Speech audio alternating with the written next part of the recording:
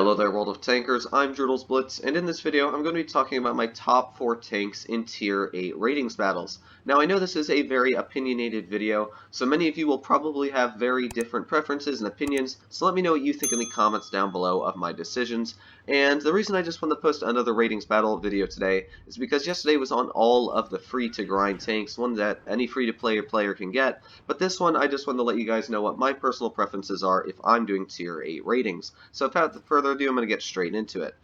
Filling the number 4 spot is the M6A2E1 Experimental. Now there are two really defining factors about this tank. The first one is the gun. It has the same gun as the T-34, which means that it has excellent standard pen at 250mm.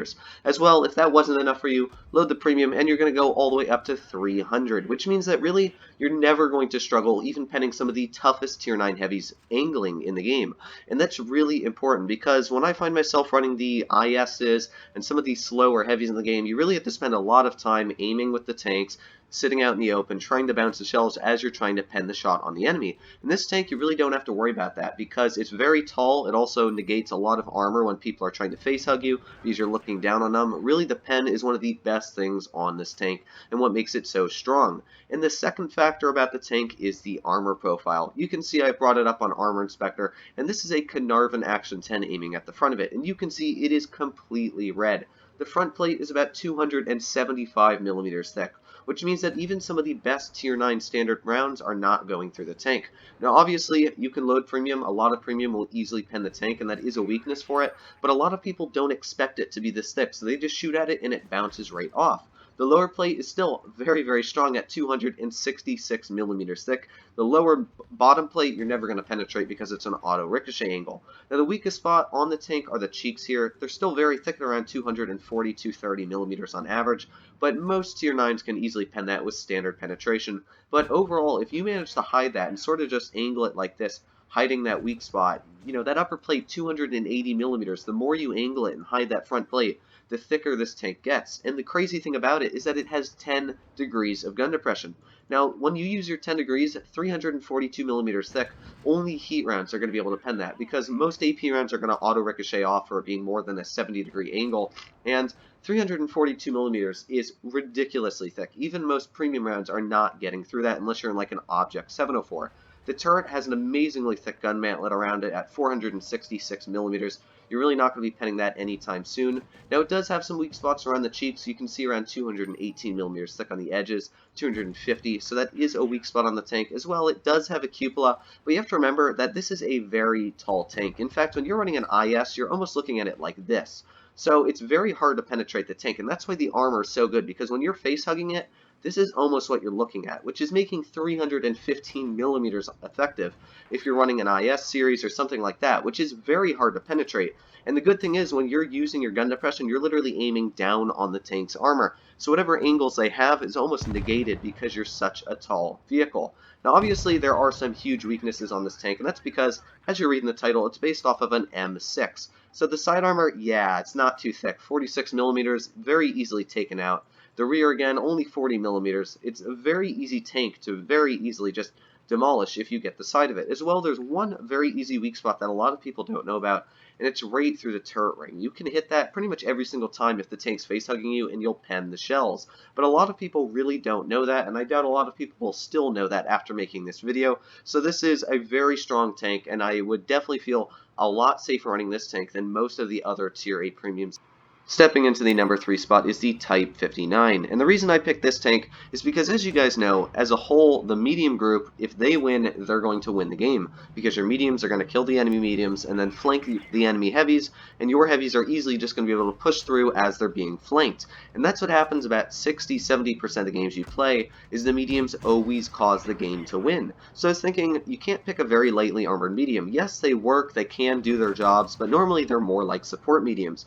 You want to run a medium that can bounce shots, do the job, run up on the front line. So I thought the Type 59 would probably be the best at that. The T-54 Mod 1 was my second choice, but the issue with that tank is it just doesn't have gun depression, and the Type 59 gets 7 degrees of it, which is very impressive, good enough to work on mines, any hilly terrain where you can really, just maximize the amount of damage per minute you can pump out.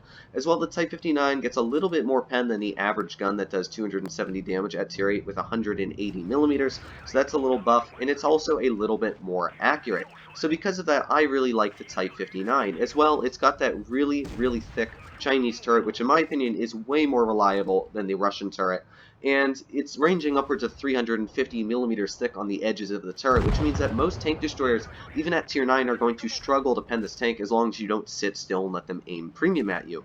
But that's really why I think the Type 59 is one of the strongest tanks in the game. As I said also, it's a very low profile. It's got a very strong gun, 270 damage, is actually pretty, deadly. If you think 2 shots, you're taking off more than 540 hit points off the enemy. So really, it's a strong tank, it does its job, and that's why I really think that this tank deserved the number 3 spot. Now let me know what you guys think if there were any other mediums, because there are a lot of mediums in the classes. There was also the 59 patent, that was one that was very high, but I thought a little bit more alpha is a little bit better of a trade-off than running a tank that you're going to have to pull out more, take more shots, and do more. But the 59 patent gets excellent heat pen, so let me know what you think in the comments down below if mobility, speed, or armor is the number 1 go-to. Getting into the number 2 spot is the Object 252. Now this is one of the strongest tank tier for tier in the game, and the reason for that being is just because it has such a thick armor profile. There's really nobody that's going through the upper plate of this tank.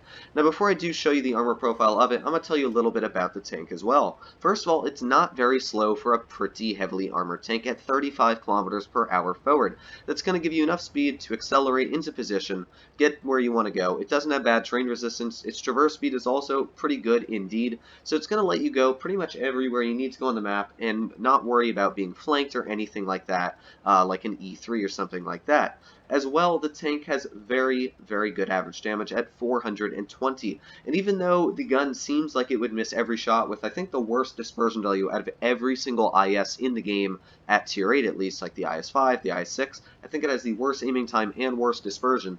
For some reason, it just doesn't seem to miss. Wherever you aim, it goes right where you aim in the reticle. So it's actually a very strong tank in almost all aspects. And when you can see, I'm bringing up the armor profile here, this is a T-2065 shooting heat rounds at the tank. And you can still see how thick the upper plate is. In fact, the upper plate is ranging around 450 millimeters thick on average, which means that you're never going through it, ever. Even a Jagdpanzer shooting heat will still never penetrate the upper plate of this tank. As well, the crazy thing about it is, unlike an IS-3 or anything like that, you can literally angle the upper plate however you like, and it's still going to be completely impenetrable just because it's such a sharp angle. You can see literally sideways, it's still 315 millimeters thick. That's just how tough it is to pen the tank.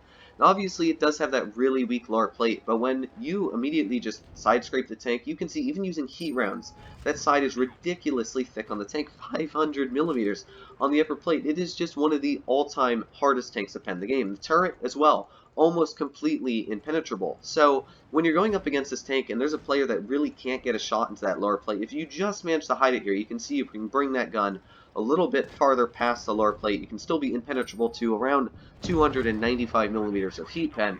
You're still never going to be able to get through this tank. As well, there is one very easy spot to penetrate. It's not the cheeks here, because you can see that's still 255, and hitting that is damn nearly impossible. It's the top of the tank. You can see 155. That's a pretty easy pen. When you're face hugging it, yeah, that's a very easy penetration. And that's the only reason why this is not the number 1 tank, because you can very easily, when this tank face hugs you, pen that, and it's really not that hard to hit the lower plate on it. But overall, if you know how to run it, it's one of the strongest, if not the strongest heavy in the game. Hitting the number 1 spot is the Centurion Action 10. Now, really quick before I do get into this tank, I just want to say, a lot of you are probably wondering, where is the WZ-120? Isn't that like one of the most overpowered tier 8s? And yes, while it is extremely overpowered, the issue with that tank is it's only overpowered for me in public games. When you're playing ratings, especially when you're up in the 4,000s and then you get to 5,000, Everybody knows how to shoot that thing, and it's not that hard to take off half its hit points when it only has 1,000. Its hit point pool is so small that literally 2 shells usually takes out the tank, and that's the main issue I have with it, is you try and be aggressive and you die, and you camp with it and it's not extremely accurate, so I'm like, well, I might as well run an ISU or something like that if I'm going to camp. So I feel that really the WZ-120 is not super overpowered in ratings compared to where in public games a lot of people really just don't know how to fight the thing. But, as I said, the number one choice is the Caernarvon Action 10. Now, when I made my original video on this tank, I said it was really, really close to being overpowered, but I didn't think it was overpowered. This time, I do think it's overpowered. In fact, it's so broken that I think this is better than pretty much every other Tier 8 by far in the game. And the reason for that being is, first of all, it does 2,700 damage per minute, which is way more than any other Tier 8 heavy in the game. The Sheriff is, I think, the second closest, and that tank has absolutely zero armor. This tank actually carries some amazing armor. Not only does it have a crazy damage per minute, its aiming time is the best for a heavy tank at its class, and as well as the dispersion values. It's not slow, it goes 36 kilometers per hour, it has very good spaced armor on the sides, in fact it's thicker than the normal Caernarvon. As well, the frontal armor is way, way better than the normal Caernarvon. You can see I brought up Armor Inspector once again, and you can see the upper plate, while it's not ridiculously thick at 220, when you use your 10 degrees of gun depression that this tank gets, which makes it flexible on every bit of terrain you're stuck on, that's going up to 300 millimeters. And you have to remember that this is an AP shell aiming at the tank, so if you load something that shoots heat, it's probably around 350 average effective, which means you're going to need a lot of heat pen to go through this tank, and your standard ammo is really never going to, because it's always going to auto-ricochet off. And then there's the case of the turret armor. You can see the turret is completely red. 255 is really the weakest spot, and it's just the littlest point there. As soon as you hit one of the edges, you can see 300, 500 millimeters thick. When you hit this side plating here, it is one of the most ridiculously thick parts of the tank I've ever seen. Even when you're shooting at the side of it, like dead on, it's still 400 millimeters. So people shoot at them all day, and you really can't ever get through them. Even HE is not going to scratch this tank's turret. Now, it does have a cupola on the top, but this is making it look a lot bigger than it really is. It does have a weak lower plate, too. It is able to be taken out, but it's just so thick. You can see, you can angle it pretty well, too, because it has that buff side armor compared to the normal Caernarvon.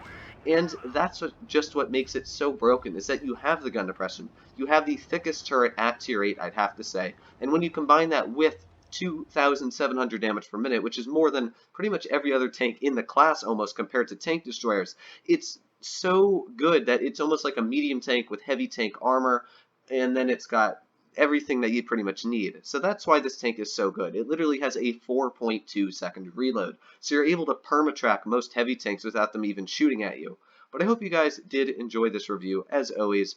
If you disagreed with anything I said, of course, this was my opinion, so let me know what you guys think in the comments down below. If you change my mind, I'll make another follow-up video or something like that. I'll always make sure to respond to you guys in the comments. But other than that, guys, I hope you really did enjoy this video. Stay safe with Corona out there, and I'll see you in the next one.